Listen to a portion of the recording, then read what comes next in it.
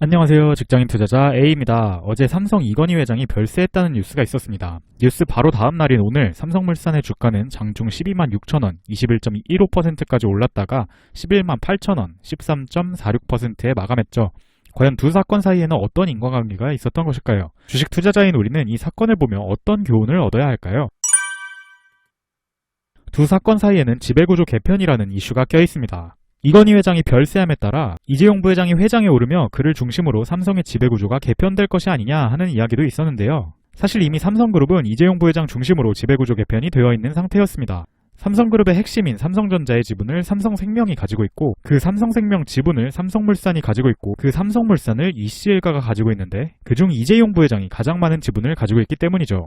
그럼 대체 왜였을까? 이것은 이건희 회장이 가지고 있던 삼성그룹 계열사들에 대한 지분과 관련이 있습니다. 방금 보신 이건희 회장의 보유 주식 규모가 10월 23일 종가 기준 18조에 달했다고 하는데요. 이것을 누군가 상속받을 경우 세금만 10조 6천억 원에 이른다고 합니다. 세금 규모가 장난 아니네요. 아무튼 문제는 이 규모가 너무나 크다 보니 상속세를 연부연납, 즉 6분의 1 금액을 낸 뒤 나머지를 5년간 분할 납부하는 방식을 택할 것이란 전망이 나온다는 점입니다. 고강모 LG그룹 회장도 이 방식으로 상속세를 납부하고 있습니다. 그런데 그 규모가 10배인 삼성은 연부연납을 택하더라도 연간 내야 할 상속세가 1조 원이라는 것이고요. 이 때문에 주식에 대한 배당, 대출, 지분 매각 등으로 재원을 마련할 수밖에 없을 것이라는 것이죠.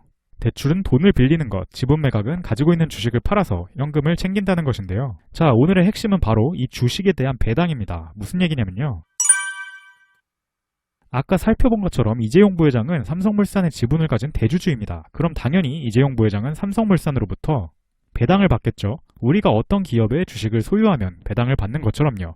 그런데 이재용 부회장이 상속세를 내기 위해 돈이 더욱 필요한 상황이다 라고 한다면 배당이 늘어날 수 있겠다 라고 기대를 해볼 수 있는 겁니다. 이렇게 되면 이재용 부회장뿐 아니라 우리 같은 일반인 개미 투자자들에게도 삼성물산 주식의 매력도가 올라가는 것이겠죠. 오늘 삼성생명도 피뢰침을 쌓고 삼성전자도 상승으로 마감은 했지만 종가 기준으로 결국 각각 3.8%, 0.33% 상승에 그쳤던 것은 그러한 이유로 설명할 수 있겠습니다. 삼성만 그런 걸까? 라는 생각이 드실 수도 있을 텐데요. 불과 일주일 전에 일어났던 현대차그룹의 사례에서도 유사한 점을 찾을 수 있었습니다. 현대글로비스 주가는 10월 20일 무려 22만 2천원까지 치솟았는데요. 반면 현대차그룹의 대표 계열사인 현대자동차는 15만 6,500원까지 주가가 급락했습니다. 왜 그랬을까요? 현대차 오너가의 지분율을 보면 답이 나옵니다. 현대차그룹 회장 자리를 물려받은 정의선 신임 회장은 현대글로비스 지분이 23.3%로 현대글로비스를 가장 많이 소유하고 있었죠. 물론 글로비스가 전기차 배터리, 수소공급망, 중고차 사업 등 다양한 사업에 진출한다고 밝히는 등 정성적 요소도 고려는 해야겠지만 그것 또한 차기 회장에 오르기 전에 해당 계열사를 지배구조의 핵심으로 만들기 위한 밑작업들이 아니었을까 추측할 수 있는 것이죠.